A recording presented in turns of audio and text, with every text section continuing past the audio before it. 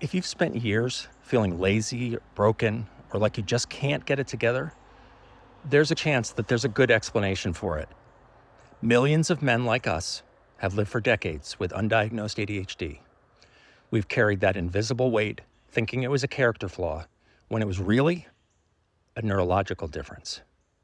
What if those struggles with time, focus, and emotions weren't moral failings, but signs of a real, treatable condition that most people don't learn to recognize? Over the next few minutes, I want to talk about why so many men go undiagnosed and share 3 powerful ways that getting a diagnosis can change your life. Hey, I'm Peter. I was diagnosed with ADHD at 48 years old, crashed into an ADHD-fueled midlife crisis at 51, and rebuilt my life and became an ADHD coach the next year. Now, I help men over 40 with ADHD get more done, feel more connected, and build a life that fits them, not someone else's idea of who they should be. So let's start with that big question. Why do so many men go decades without realizing they have ADHD? First, it's a lack of information. When we were kids, ADHD just wasn't well understood. Teachers missed it, doctors didn't understand it, parents didn't know what to look for. We were often told to try harder, told we were wasting our potential. But the signs were there. We were just never able to connect the dots, and nobody around us did that either. Second, an infuriating amount of misinformation. Although the science is clear about ADHD, the amount of junk science online is staggering and growing. Influencers, unqualified experts, even some government agencies still spread outdated and dangerous myths about ADHD. No wonder so many men stop believing in themselves. Third is shame. For a lot of us, guys in particular, having ADHD feels like it stamps failure on our foreheads.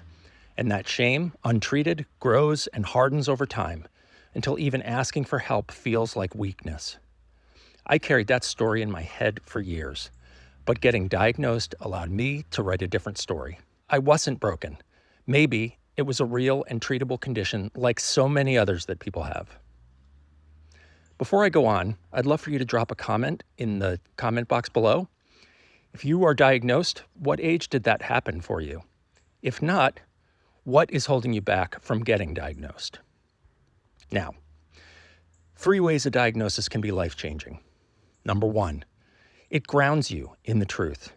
Before I was diagnosed, I assumed the solution was one of the 50 task management apps I downloaded, or the 35 filing systems I tried, or the 1,000 times I vowed to try harder. When we are able to accept the truth of who we are and what we're dealing with, it ends the guessing game and points us towards strategies that actually work for our ADHD brains. Number 2, it opens up the world of medication as an option. For me and millions of others, medications have been life-changing. To be clear, they don't cure ADHD. They're a tool that helps us compensate for some of our challenges. They're kind of like these glasses. They don't change who I am. They just make things clearer so I can move forward without walking into a wall. That's the job of ADHD medication. Finally, number 3, fostering a sense of connection and community. ADHD can be so deeply isolating. You start to think you're the only one who can't get it together.